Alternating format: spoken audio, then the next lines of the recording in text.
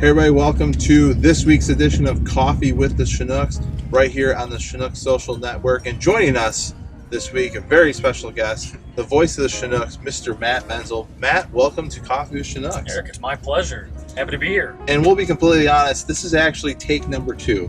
You and me taped an episode. Unfortunately, something happened with the footage where we couldn't use it, so there won't be a lost footage episode. It's going to be this one. It bothers me a little bit only because I'm not sure I can duplicate that performance. It might have been my best work yet. I agree. We had a good episode, and then when we were ready to air, unfortunately, the news was broke to us that the footage was damaged. So, but here we are, Coffee with Chinooks Season 2, and Matt, you've been with us since day one.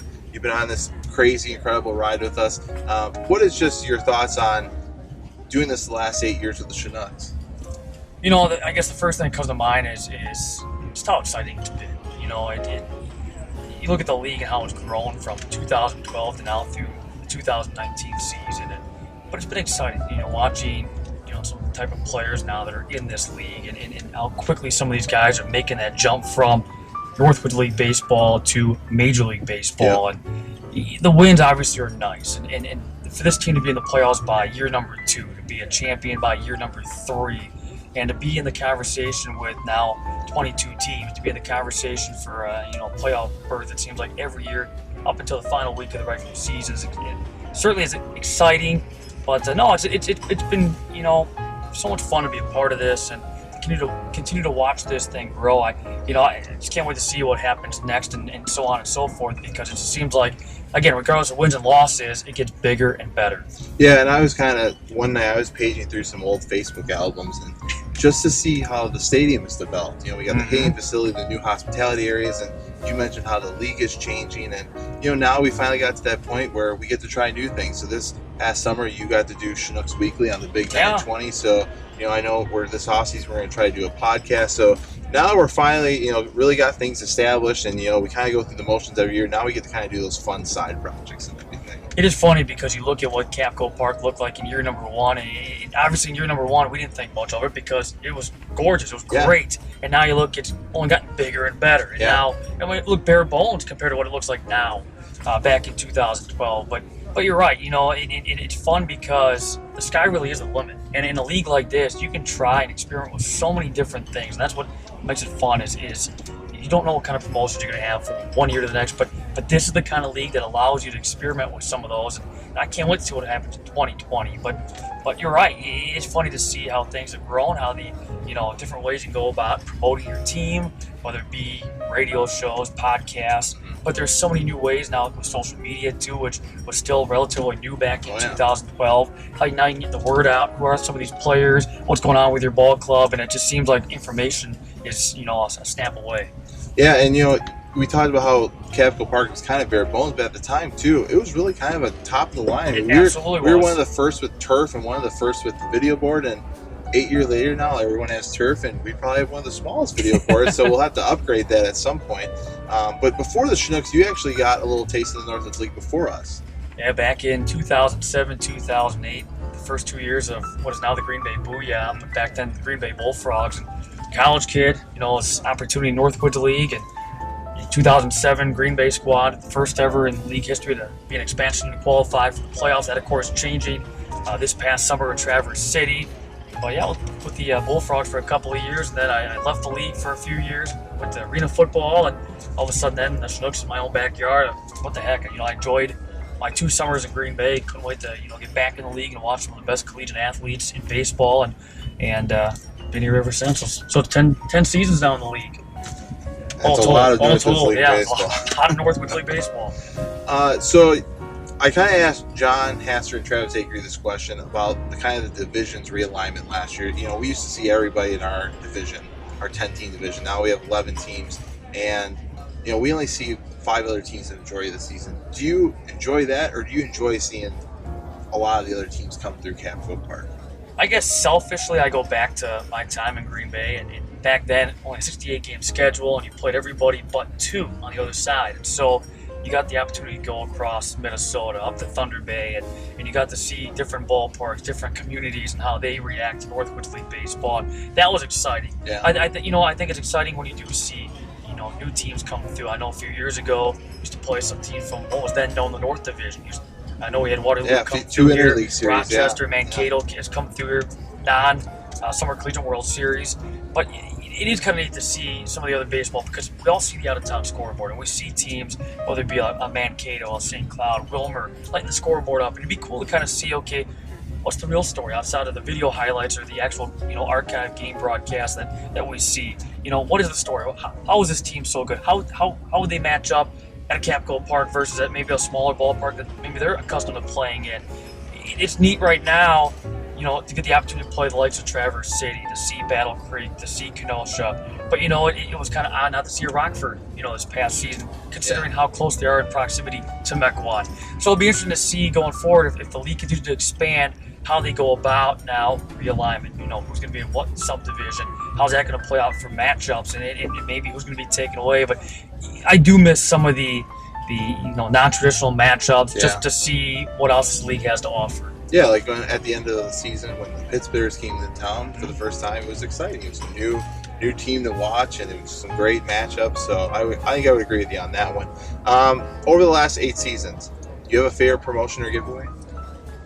Oh, that's a tough question because there's so many cool things that, I look at my office at home and I have so many cool Chinook items, from the mini Capco Park replica that they gave out a couple of years ago.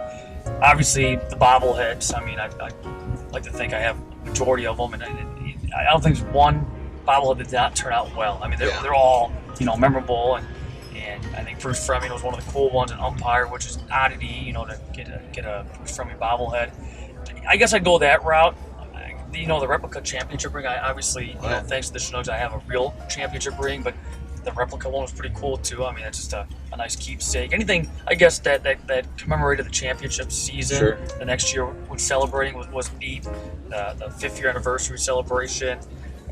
I guess those are some of the things that mean more to me just because I've been here since day one and have been a small part of the history of the Lake Shore Chinooks. That's exciting. But I guess maybe not one particular item, but those are some of the areas that I would say some of the better promotions that at least in my time here. And we're just 2 years away from celebrating Season the 10th 10. anniversary with probably some giveaways and some cool promotions. You're a big pro wrestling guy like me. We've done it 7 out of the 8 years. Who was your favorite wrestler we had out here? See, that's tough too. I was like saying who's my favorite kid. Frozen Slaughter was great. Only because I can remember having the action figure back in the day and never thought I'd ever meet him. And he was a great interview. Jimmy Hart was cool. There's something about him and the energy. He's just like his character. Gosh, and the energy. Like, I don't know if that who he is, if he was in character. Like you said, you could not tell a difference, but he was hyper the second he got off the plane. It was unreal. Chris Salazar, manager, salesman, he went and got him. And we were wondering the same thing. Like, is he going to be hyper and very hyper? But I will tell you, when I dropped him off about 10 o'clock at the hotel later that night, he was starting to come down a little bit. Really? The energy was coming down, but I mean, he came out that day for a doubleheader. Remember, we played 2, and then we had that monstrous rainstorm come through.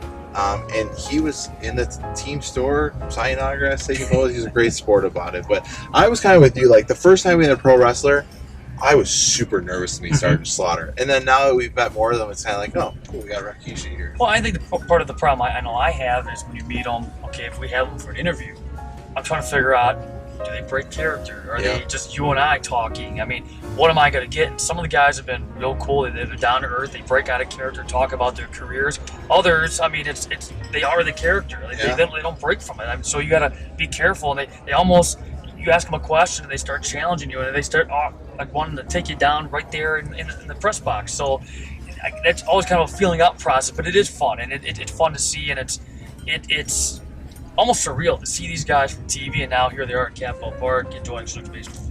And then, you've had some rough years where we couldn't get them up there. Some guys just won't make the climb. Yeah, taking up the stairs. So that's the first question we asked each other. You think so-and-so is going to come up to the press box? So, well, a few weeks ago at the end of the season, we had the celebrity softball game for the MAC fund. We raised $102,000, and we got to have some guests up there with you during the home run derby. And what was your thoughts about the first annual MAC fund game? How much fun was that? It was awesome. That was so cool.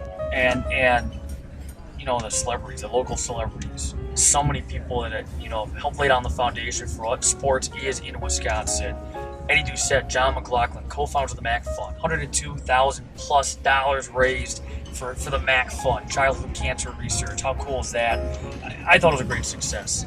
And the best part is, I think it's like Chinook baseball. It's only going to get bigger and better, in my opinion, anyways. But for being the first edition, I don't think you could have asked for a better event. I think you look at, again, who was here, the fans that were here. I mean, the memories. I mean, I walked away from it going, this is a once-in-a-lifetime opportunity. Yeah. Hopefully it's not once-in-a-lifetime, and like I said, it's bigger and better. But it is. Some of the people you get to rub elbows with and just see play together on the field again, whether it be, Paulie, Gumby, and Yount. But for me, a bucket list item, Eddie Doucette, the original voice of the Bucks. Now, he was before me, but he helped create some of the sayings that we now use in the broadcast business, and from downtown and Skyhook and some of that stuff that is now just typical, basketball lingo.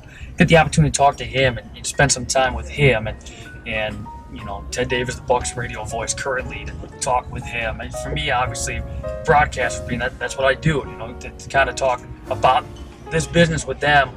How cool. And again, for these fans, the opportunity to see some of these players play again, or some of these local celebrities go out there for a good cause and compete. And the game itself, too, competitive. I mean, Team McLaughlin blew a 12-0 lead, and it's a walk-off win for Team Yount, 17-16. I mean, the fans not only got treated to, getting to see these celebrities, but they got treated to a great show. Yeah.